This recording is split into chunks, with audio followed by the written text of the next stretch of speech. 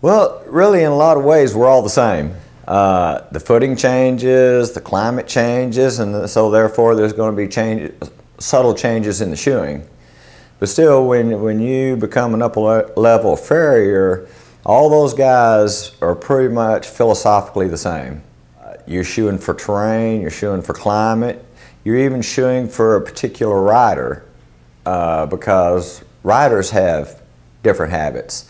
So if you're working for a rider and their horse has a certain type of problem, well, that horse gets sold onto a different barn. Well, that horse will acquire a different problem.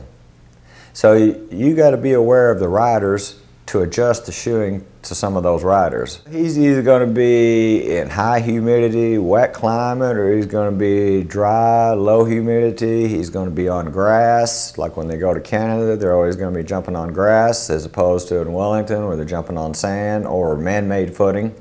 So you're going to adjust the shoeing there. And on grass, you're not going to use quite as wide a shoes. In sand, you're going to use a little wider shoe to hold them up on top of that.